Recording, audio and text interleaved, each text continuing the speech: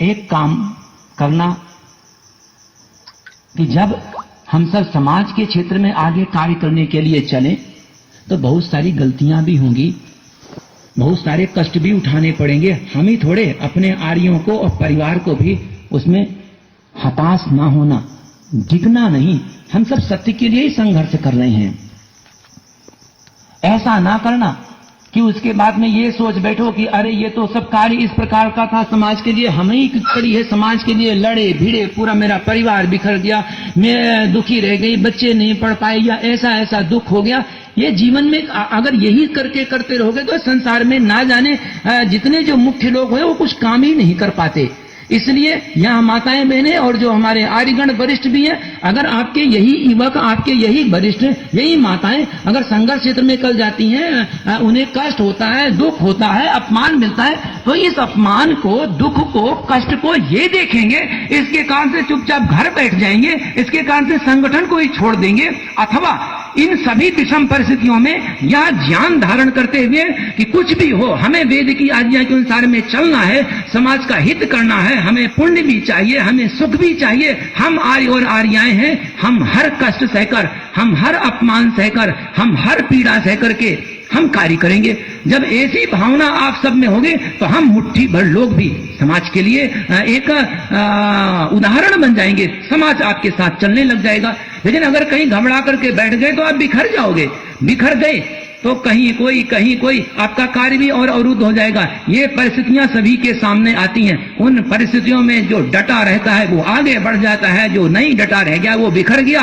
इन 125 वर्षों के इतिहास में आर्य समाज कभी इसको संभाल नहीं पाया। थोड़ा सा झोंका आया कष्टों का, थोड़ा सा झोंका आया निंदा का, वो बिखरते चले गए। मैं नहीं चाहता हूं कि यही रोग जो आर्य समाज का 125 वर्षों का है, यही रोग हमारे आर्यों और आर्याओं में लगे कि थोड़ा सा झोंका आया नहीं कठिनाइयों का, हम बिखर गए, थोड़ा सा आया नहीं बाधाओं का दौर, हम हताश होकर के बैठ गए। ऐसा नहीं करना है।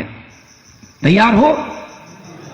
साथ साथ एक और ये संगठन है, सत्य पर खड़ा हुआ है, कोई असत्य पर नहीं खड़ा है। समस्याएं आती हैं, परस्पर में विचार विमर्श करो। संगठन से विरोध नहीं, संगठन से छल नहीं, संगठन से एक साथ मिलकर के ये संगठन पवित्र भाव, कोई मेरा ही स्वयं संगठन है, जितना मेरा है उतना ही आपका है, प्रत्येक का है जो सत्य के पथ पर आगे चलने चाहता है। लेकिन सावधान भी रहो, कुछ लोग ऐसे भी होते हैं जो अपने स्वार्थ के लिए ना समझ पाए वो संगठन को तोड़ने का भी प्रयास करते रहते हैं। कुछ लोग उनकी बात मान लेते हैं, तोड़ जाते हैं, कुछ लोग नहीं मानते, दृढ़ रह करके आगे खड़े रहते हैं। ये संसार है, ये चलता रहेगा। इन सभी परिस्थितियों में जो आर्यगण और आर्याएं दृढ़ता पूर्वक में आगे बढ़ चले, उन्हीं के कारण संगठन आगे बढ़ पाएगा। क्योंकि पहला चरण तो आर्य निर्माण का था, वहां इतनी समस्या नहीं।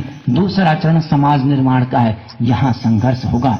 और हम संघर्ष करने के लिए, बोलो जी, हम संघर्ष करने के लिए, हम संघर्ष करने के लिए यही कामना, यही आकांक्षा के साथ कि यह समाज का दूसरा चरण हम अतिशीघ्र अर्थात इसी महीने में प्रारंभ करें और इसे हम बढ़ा दें, इतना बढ़ा दें कि लोग समझ जाएं कि ये आर्यगण अब बाधाओं से घबराते नहीं हैं, बल्कि बाधाएं ही इनसे घबराती हैं। मेरी यही कामना है, मेरी यही आकांक्षा है और यही ईश्वर से प्रार्थना है कि हम इस गूढ़ विज्ञान, आत्मविज्ञान को समझें, वेद के कर्म को भी समझें, अपने कर्तव्य पथ पर आगे बढ़ें और सृष्टि का भी सुख और ईश्वर का जो आनंद है उसको भी प्राप्त करने के अधिकारी बने, प्राप्त कर सकें।